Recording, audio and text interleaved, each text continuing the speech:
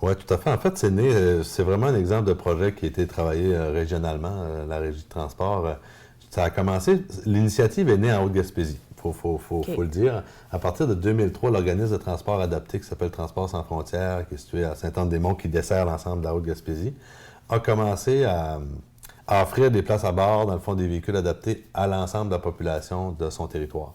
Donc, ça a été les premiers dans la région, voire dans les premiers au Québec, à débuter ce qu'on appelle le transport collectif en milieu rural, qui est une compétence qui est déléguée au MRC. Donc, cet organisme-là a fait ça. Et après, qui a quand même eu un très bon succès, une belle réponse du public qui répondait vraiment à des réels besoins de déplacement. Et donc, il y a eu une réflexion au niveau de la région à la fin, autour de l'année 2009-2010, de dire, ben écoutez, on a une initiative qui fonctionne bien, comment on pourrait, je dirais, soutenir ce type d'initiative-là? Et d'où l'idée de, je dirais, régionaliser le service, de s'inspirer de l'exemple de la Haute-Gaspésie pour dire, ben oui, on pourrait soutenir un tel service, mais le développer pour l'ensemble du territoire de la région Gaspésie-les-Îles-de-la-Madeleine. OK. Alors, ce qui s'est passé, c'est que dans le fond, les MRC du territoire ont délégué à la CRE, donc un organisme régional, je dirais, le mandat de coordonner le développement d'un service régional de transport collectif. Et le régime est né de cette idée-là, je vous dirais, et est né sous forme de projet pilote de 3 ans, qui se basait sur une étude qui avait été faite par le CIRAD, une vaste étude de répertorier les besoins de déplacement de la population de la OK. région sur le territoire de la Gaspésie Oui. et des Îles-de-la-Madeleine, des besoins quotidiens de déplacement, et donc d'élaborer des trajets à partir je dirais, des principaux besoins de déplacement sur le territoire. Et donc, le service a démarré le 3 mai 2010 OK. au niveau de la région et a vraiment connu un succès, là, je dirais, relativement rapide, mais après 3 ans, il y avait environ 60 000 déplacements qui se faisaient sur l'ensemble du territoire Gaspésie-les-Îles. Et à ce moment-là, il y avait certains bailleurs de fonds, je dirais, gouvernementaux qui se retiraient parce qu'ils disaient, nous autres, c'est un projet pilote, on ne peut pas poursuivre notre financement, mais il faudrait trouver une façon de financer les opérations de ce réseau-là. Et c'est là qu'encore une fois, la CRE a vraiment mené, je dirais, une réflexion importante pour dire quel mécanisme de financement on pourrait utiliser pour assurer une pérennité à notre réseau. Et c'est là que la région a obtenu, la première région au Québec à obtenir l'obtention de la majoration de la taxe sur l'essence. OK. Donc, d'une scène sur chaque litre d'essence vendu en Gaspésie aux îles est confiée au développement du transport collectif. Et c'est à ce moment-là, donc en 2013, que le régime, qui est un OBNL, un organisme à but non lucratif, est devenu une régie intermunicipale. Parce que quand on perçoit une taxe, il faut que ce soit les élus, il faut changer d'appellation, puis il faut avoir une structure publique qui avait une représentation sur le territoire, d'où est née la régie, la première régie en transport collectif au Québec aussi, Oui. est née ici. Donc, c'est l'ensemble des MRC du territoire et la municipalité des îles qui sont mis ensemble pour créer cette organisation-là, qui appartient dans le fond au MRC et dont les objets sont de coordonner le transport collectif. Vous y avez cru, puis comme vous le dites, ça a connu un succès. Tout à fait. On parle de 60 000 déplacements. Comment vous... Oui, 60 000. Puis vous voyez, là, en 2014, j'ai eu les données récemment, on est à 88 000 déplacements là, sur l'ensemble du territoire Gaspésie-les-Îles-de-la-Madeleine.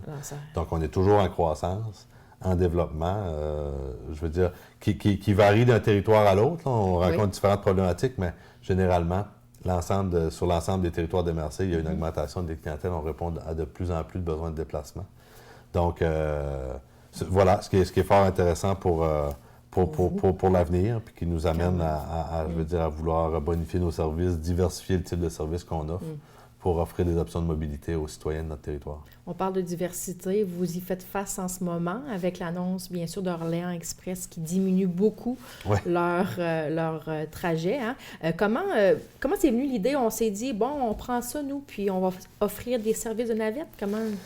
Oui, ben, je vous dirais que effectivement, c'est un service, je vous dirais que c'est une bonne nouvelle dans une mauvaise. C'est sûr que la diminution des services est majeure, là, la diminution des services d'Orléans Express. Et nous, tout au long des audiences, là, au cours de la dernière année, on faisait appel à nous pour dire, ben, écoutez, le régime est là, donc les gens on va diminuer le nombre de dessertes, puis les gens prendront le régime. Mais nos trajets réguliers ne concordent pas du tout avec les horaires d'Orléans Express. Puis nous, on déplace des gens qui vont travailler, des gens qui vont étudier, ou des gens qui se déplacent pour les services. Donc, ce n'est pas les mêmes besoins de déplacement que la clientèle interurbaine, qui a du bagage, qui part pour du trajet longue distance. Voilà. Alors, on a toujours dit, écoutez, nous autres, on peut faire partie de la solution. On a un organisme en transport, c'est notre expertise, mais on ne peut pas prendre les ressources qu'on a actuellement pour répondre à ces besoins-là. Il faudrait que le gouvernement change la donne au niveau financier ou au niveau légal. Et ça a toujours été notre perception. Puis l'idée d'avoir des navettes, on l'avait quand même analysé sommairement. Et dans le fond, il y a eu une opportunité. Le MTQ est venu vers nous, le ministère des Transports du Québec, a créé un fonds d'urgence conjoncturel pour pallier aux diminutions de services d'Orléans partout sur le territoire du Québec. Dans certains cas de disparition, là, parce qu'il y a des endroits, quoi qu'ici, entre Grande-Rivière et Gaspé, il n'y a plus de service interurbain, mais il y a vraiment des lignes qui ont disparu dans la décision de la Commission de transport du Québec. Donc, le MTQ a dit, écoutez, nous autres, on est prêt à appuyer une initiative qui permettrait de pallier à la diminution de service. C'est sûr qu'on ne remplace pas en nombre de trajets, puis c'est sûr qu'on est conscient que c'est plus contraignant pour les usagers de prendre deux transports, de prendre une navette pour... Sauf que ça reste, puis on le voit, ça reste quand même un service qui visiblement est apprécié pour des gens qui ont des longues distances à parcourir. On va les prendre devant chez eux pour les amener à l'arrêt d'Orléans Express avec nos navettes. Et ce qu'on a fait, c'est qu'on a vraiment créé un service sur demande, donc additionnel, alors où les gens doivent réserver 24 heures à l'avance et on met des véhicules additionnels sur la route qui sont dédiés à ça.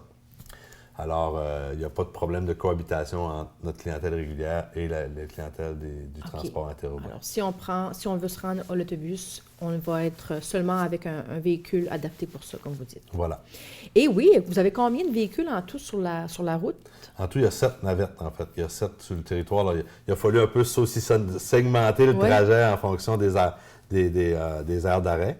Par exemple, là, entre Gaspé et Grande-Rivière, il y a une navette qui fait ce trajet-là pour amener les gens à Grande-Rivière. Ensuite de ça, entre Chandler puis Passepébiac, il y a une navette qui part de Pabot pour se rendre à Passepébiac pour prendre les gens qui sont non desservis dans ce tronçon-là. Donc, au total, il y a 7 secteurs, je dirais, sur le territoire qui sont desservis. Puis on a travaillé avec nos transporteurs. Nous, on a des contrats de transport avec des entreprises de transport sur le territoire qui ont des véhicules disponibles, on a travaillé avec eux pour mettre en place ce service-là. Dans certains cas, c'est des minivans, des minibus comme on utilise régulièrement. Dans certains tronçons aussi, c'est une entreprise de Taxi Parlier, avec qui on travaille dans le secteur de Murdochville, qui, dans le fond, répond à la demande là, de déplacement sur le territoire. C'est un projet qui s'est fait très rapidement. Là. Je vous dirais que l'approche du MTQ, c'est arrivé à la fin du mois de novembre. Donc, en l'espace de 6 semaines, là, qui incluait la période des fêtes, on a développé ce service-là pour être prêt pour le 18 janvier. Alors, vous savez, vous virez sur un dissous, comme on dit. Oui, en tout cas, dans ce cas-là, on a vraiment réussi rapidement. C'est dû, bien sûr, je dirais, à l'efficacité de notre équipe, mais aussi à tout notre réseau de partenaires, à tous les transporteurs qui ont dit, écoutez, oui, on va se mettre en mode solution pour offrir ce service-là à notre population. Donc, voilà, puis écoutez, ça va bien. Vous voyez, la première semaine, on a déplacé 16 personnes. La semaine dernière, 38. Donc, nous, on est très satisfaits en termes de réponse. On a beaucoup de demandes d'information des usagers. Donc, on sent que l'information circule assez bien. Et on est dans une période, janvier, c'est quand même une période qui est peu achalandée là, sur les trajets interurbains.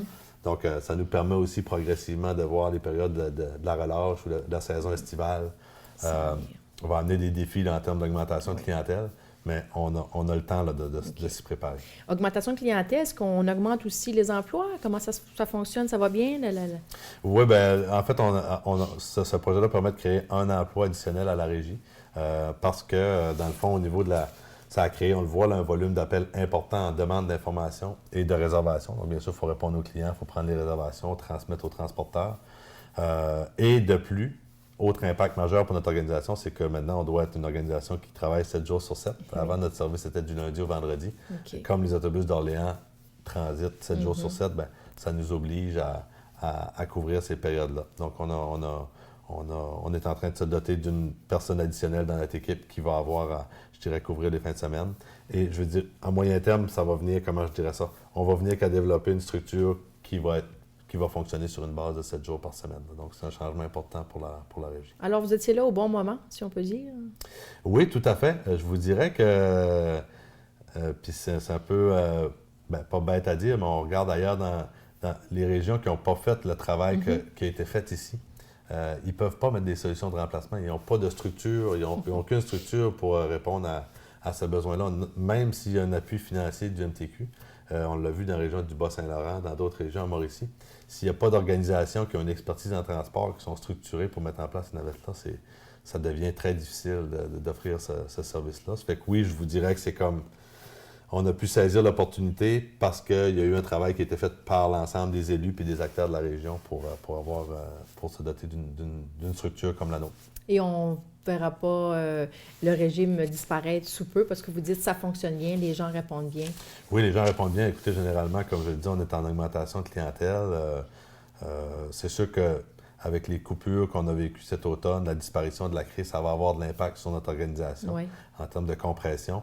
L'année 2015 va être très déterminante parce qu'il va y avoir une analyse de l'ensemble des programmes de soutien au transport collectif au ministère des Transports du Québec. Okay. Quels seront les paramètres à plus long terme? On le saura possiblement au courant de l'automne. Mais en même temps, écoutez, on est bien structuré. On a aussi l'obtention de la taxe sur l'essence qui est un outil financier qui appartient à la région, en quelque sorte. Là. Donc, et notre financement est en grande partie assuré par ce revenu-là. Alors moi, je vois beaucoup de développement et une longue pérennité là, à notre réseau de transport. Bien, merci beaucoup, M. Audet. Merci à vous.